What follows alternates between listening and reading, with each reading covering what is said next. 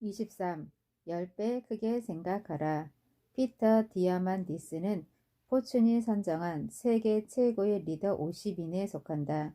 그는 민간인 우주 비행의 꿈을 간직한 엑스프라이즈 재단의 설립자이자 회장이다. 또한 지구 밖 소행성에서 고가의 희귀 광물을 채굴하는 탐사를 위한 우주선을 설계하는 기업 플래니터리 리소스의 공동 설립자이자 회장이다. 그는 말한다. 모든 혁신은 정신 나간 아이디어에서 나온다. 당신이 CEO라면 매일 아침 당신 회사 어디에 정신 나간 아이디어가 있는지 찾아야 한다. 엑스프라이즈와 초강경 신뢰. 피터는 찰스 린드버그가 상을 타기 위해 대서양을 건넜다는 사실을 책을 통해 접했을 때 문득 이런 생각이 떠올랐다.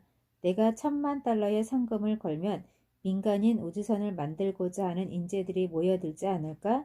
그러면 나는 그들이 만든 우주선을 타고 지구 밖으로 나갈 수 있게 될 것이다. 하지만 누가 $10,000,000를 투자할지는 알 수 없었다. 그래서 그는 이 프로젝트를 엑스프라이즈라고 부르기로 결정했다. 엑스는 결국 투자자의 이름을 나타낼 터였다. 그는 백방으로 노력했지만 $500,000를 모으는데 그쳤다. 그럼에도 피터는 돌연 민간인 우주비행을 가능케 하는 사람에게 $10,000,000를 지급하겠노라 공식 발표한다. 그것도 아주 화려한 호텔에서 수중에 있던 $500,000를 탈탈 털어 논칭 행사를 성대하게 마련한 것이다. 피터는 이렇게 말했다. 대담한 소식일수록 어떻게 발표하느냐가 중요하다. 아이디어를 발표할 때는 신뢰를 얻는 수준에서 그치면 실패한다. 초강경 신뢰를 얻을 수 있어야 한다. 엄청난 열정, 지칠 줄 모르는 노력과 도전 정신 등을 압도적인 퍼포먼스로 보여줄 때 사람들은 앞다퉈 몰려와 이렇게 묻는다. 와우, 언제 실행됩니까? 어떻게 하면 내가 참여할 수 있죠? 1996년에 있었던 이 행사는 전 세계 신문의 헤드라인을 장식했다. 그리고 그 후 2001년까지 5년간 150명의 CEO에게 거절당했다. 그는 정말 새벽 3시에 벌떡 일어나 다 집어치우겠노라 외치고 싶었던 적이 한두 번이 아니었다고 회상한다. 하지만 그는 태생이 포기를 모르는 사람이었다. 누군가는 자신을 전폭적으로 밀어줄 사람이 있을 것이라 믿었다. 엑스프라이즈는 아무나 계획할 수 있는 프로젝트가 아니었기 때문이다. 마침내 그는 어릴 적부터 우주 여행의 꿈을 갖고 있던 젊은 여성 CEO 아누셔우 안살리에게서 $10,000,000를 투자받는 데 성공했다. 10%가 아니라 10배 크게 생각하라. 그는 젊은 비즈니스맨을 위해 다음 세 가지를 늘 강조한다. 첫째, 10%큰 것을 목표로 한다는 것은 모든 사람과 경쟁하겠다는 뜻이다. 모두가 10%큰 것을 목표로 삼기 때문이다. 10배 큰 것을 목표로 하면 그곳에는 당신뿐이다. 예를 들어 지구가 아닌 행성에서 광물 자원을 확보하겠다는 목표를 가진 나 같은 사람이 그렇다. 소행성 탐사에는 경쟁이 별로 심하지 않다. 인간의 수명을 건강하게 40년 늘리겠다는 HLI의 목표 또한 마찬가지다. 이런 일을 추구하는 기업들은 별로 많지 않다. 둘째, 10배 큰 목표를 추구할 때는 백지 상태로 시작해야 한다. 문제 접근법이 완전히 달라야 한다. 대표적인 사례가 테슬라다. 앨런 머스크는 아무것도 없는 상태에서 테슬라를 만들어 미국, 아니 전 세계에서 가장 멋지고 안전한 차로 각인시켰다. 과거의 유산을 현재로 끌고 온 것이 전혀 아니다. 이 점이 매우 중요하다. 셋째, 10%가 아니라 10배 크게 생각하는 것은 꼭 100배 더 힘들지는 않지만 보상은 100배 더 크다. 피터가 던지는 더 훌륭한 질문들. 피터는 앞으로 6년 동안 50억 명의 새로운 소비자가 온라인에 등장할 것이라고 예측한다. 엄청난 숫자다. 그는 질문한다. 그들은 수십조 달러의 돈을 세계 경제에 뿌릴 것이다. 당신은 그들을 위해서 무엇을 제공할 수 있는가? 새로운 것을 제공하려면 먼저 당신이 갖고 있는 것을 파괴해야 한다. 최근에 나는 GE의 CEO 제프리 이멜트가 이끄는 리더십 팀 회의에서 그리고 코카콜라의 CEO 무타르 켄트와 시스코 등의 최고 기업들의 대표들과 만난 자리에서 이렇게 물었다. 당신은 당신의 기업을 어떻게 파괴하겠습니까? 그런 노력을 기울이기는 하고 있습니까? 그렇지 않다면 앞으로 깜짝 놀랄 일을 맞이하게 될 것입니다. 젊은 CEO들을 위해서도 그는 지혜로운 조언을 잊지 않았다. 사내에서 가장 똑똑한 20대 젊은 인재를 찾아라. 어느 부서에 근무하는지는 중요하지 않다. 그리고 그에게 회사를 망하게 할 수 있는 방법을 찾아보게 만들어라.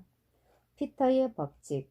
피터에게는 그의 삶을 성공적으로 견인해가는 28가지의 법칙이 있다. 그 가운데 나와 이 책의 타이탄들이 가장 좋아하는 법칙은 다음과 같다. 법칙 2. 선택할 수 있을 때는 두 가지 모두 선택하라. 법칙 3. 프로젝트가 여러 개라야 성공도 여러 개가 될 수 있다. 법칙 6. 어쩔 수 없이 타협해야 할 때는 그 위에 요구를 더 추가하라. 법칙 7. 이길 수 없으면 규칙을 바꿔라. 규칙 8. 규칙을 바꿀 수 없으면 규칙을 무시하라. 법칙 11. 아니오는 한 단계 더 높은 곳에서 시작하라는 뜻일 뿐이다. 법칙 13. 의심될 때는 생각하라. 법칙 16. 빠르게 움직일수록 시간은 천천히 흐르고 더 오래 살 수 있다. 법칙 17. 미래를 예측하는 가장 좋은 방법은 스스로 미래를 만드는 것이다. 법칙 19. 인센티브는 베푸는 대로 거둔다. 법칙 22. 놀라운 돌파구도 그 전날까지는 정신 나간 아이디어였다. 법칙 26. 측정할 수 없으면 계산할 수 없다. 24. 100억 원더가 되어라. 2004년 나는 약 18개월 동안 전 세계를 여행한 적 있다. 그때 낯선 곳에서 얻은 교훈들은 지금도 내 삶의 단단한 토대가 되어주고 있다. 베를린의 뒷골목에서 파타고니아의 숨겨진 호수에까지 이르는 길 위에서 나는 빈털터리에 가까웠다. 가진 것이라고는 백팩과 작은 트렁크 하나뿐이었다. 책도 2권만 가져갔다. 하나는 헨리 데이비드 소로의 월든이었고 다른 하나는 롤프 포츠가 쓴 여행의 기술이었다. 떠나기 전 나는 여행의 기술을 챙기며 표지 안쪽에 꼭 가보고 싶은 곳의 목록을 적어 놓았다. 스톡홀름, 프라하, 파리, 비넨, 베를린, 암스테르담. 서두를 일도 걱정할 일도 없었다. 천천히 나만의 속도로 각 도시를 걸으면 충분했다. 꿈이 이루어지는 순간이었다. 여행 내내 나는 롤프의 책을 거듭 읽으며 깨달았다. 진정한 여행은 여행지가 아니라 일상에서 내 삶을 바꿔놓는다는 것을. 6주 이상 떠나본 적 있는가? 올리버 스톤 감독의 월스트리트라는 영화에는 주식 중개인으로 일하는 야심찬 청년이 나온다. 그는 여자친구에게 자신의 꿈에 대해 이야기한다. 난 30이 되기 전에 돈을 잔뜩 벌어 이 바닥을 떠날 거야. 모터사이클을 사서 중국 일주를 할 거야. 나는 이 장면을 보다가 너무 놀란 나머지 자리에서 벌떡 일어날 뻔했다. 누구라도 8개월 정도 일하면 중국 여행을 할 만큼의 돈을 벌 수 있다. 그런데 이게 30이 되기 전에 꼭 이루고 싶은 꿈이라고? 아니, 왜 관객들은 이 청년의 말에 나처럼 놀라지 않는 거지? 내가 자리에서 벌떡 일어날 뻔했던 건 이런 의문 때문이 아니었다. 나 역시 아무렇지도 않게 다른 관객들과 같이 그 청년의 말에 고개를 끄덕이고 있었던 것에 순간 깜짝 놀랐던 것이다. 그렇다. 우리는 놀라지 않는다. 우리에게 여행이란 짧고 열광적인 경험일 뿐이다. 벌어들이는 돈 모두를 아주 모호한 개념의 인생 시스템에 끊임없이 쏟아붓는 사람에게 여행이란 그저 큰맘 먹고 사는 비싼 옷이나 가구와 같은 것이다. 나는 이 책을 쓰면서 이른바 세상에서 가장 큰 성공과 혁신을 거둔 인물들을 만나보았다. 그들과 함께 대화하고 산책하고 식사를 하고 회의를 하면서 알게 된 사실들 중 하나는 그들은 대부분 100억 본더 가로 열고 방랑자 가로 닫고 였다는 것이다. 잠시 머리를 식히기 위해 여름 휴가에 떠나는 여행이 아닌 더 긴 시간을 들여 더 깊이 관찰하며 세상을 걷는 여행 전통인 100억 본디 가로 열고 방랑 또는 유랑 가로 닫고 의 삶을 실천하는 사람들이었다. 100억 원딩은 일상에서 최소한 6주 이상 벗어나 여행을 한다는 뜻을 갖고 있다. 짧게는 몇 개월에서 길게는 몇 년에 이르기까지 충분한 시간을 갖고 떠나는 여행일 때 비로소 우리는 일상과 삶을 새롭게 바꿔 나갈 수 있다. 베거본딩은 삶에 대한 새로운 관점이다.